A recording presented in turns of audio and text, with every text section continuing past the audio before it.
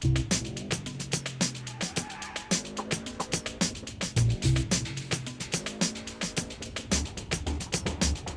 the ever-increasing popularity of high-performance front-wheel drive cars, vehicle engineers are facing some specific challenges. These cars have now got 200, 250 horsepower, all going through just the front wheels, and that gives us some specific difficulties that we need to try and address.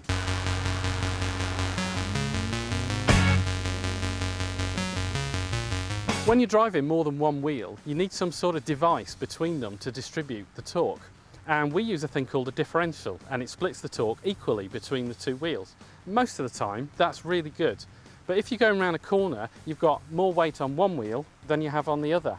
And that means the wheel without the weight gets too much torque, and the result is wheel spin. So here we are in the Renault Megane, 225 horsepower. I just can't wait to get using some of that power. But as soon as I try, the problem is the inside front wheel just spins away, and I really can't use it. The RS Focus has a little bit less power than the Megane, but not very much.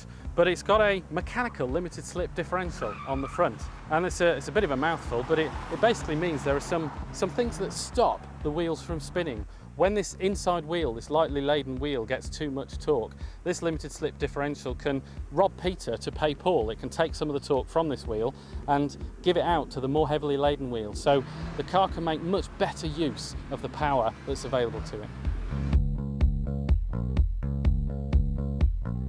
Another time we have a problem with an open differential with its equal torque to each wheels is if there's less friction under one wheel than there is another.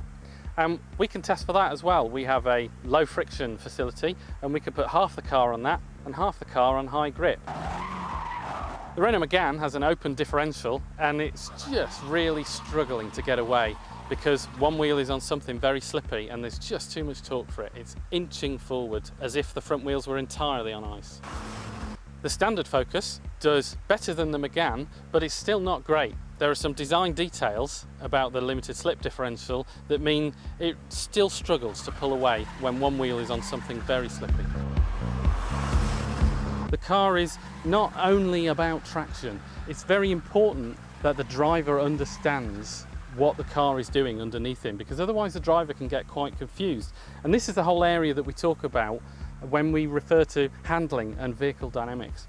So the limited slip differential solved our traction problems, but it introduces some problems of its own. When I put my foot on the gas, the car steers left, and I'm really not asking for that.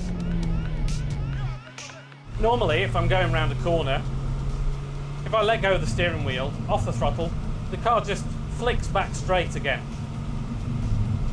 The car knows where it wants to go in a straight line, and that's what we want from our cars. With the limited slip differential, we have this situation where if I put my foot on the gas, the car doesn't want to jump back to centre, and it's a little bit late doing it. Look at that. That wasn't me at all. It seems like the engine wants to steer the car. This is a problem that we call torque steer, and it's always been a problem for front wheel drive, and we fix it a bit and then the power levels come up, and we fix it some more and the power levels come up some more. So what we've got is a technology that fixes the problems for these power levels. We've got some electronic control now of a limited slip differential, and we've got some sensors in the car that understand the car from a handling point of view, not only from a traction point of view. And so we know when to get the differential to hold on and when to get the differential to let go. The result is a car that the driver always understands and always feels in control of. And having the driver feel in control is really very important.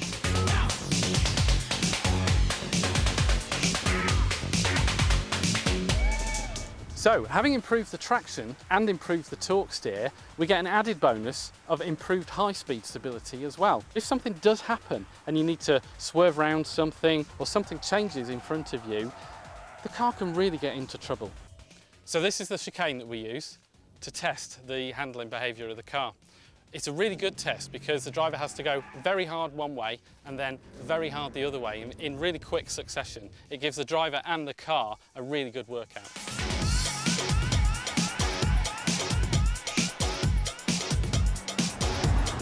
First car through is the ATD Focus. We've turned the system off to show you the basic behaviour of the car with an open differential. This was the type we saw in the Renault Megane. So we're at 110 kph through this manoeuvre, off the throttle, it's a limit manoeuvre, and the back of the car moves quite a lot. The next car through is the standard RS Focus. It has that mechanical limited slip differential. The differential has something we call preload, which helps high-speed stability. Well, that was quite hard work, even with all the preload in the differential. The last car through is the ATD Focus again. This time, the system is switched on. So this time I've got the ATD system switched on, 110k, third gear off the throttle. Blimey, I could have been asleep for that. That was really easy.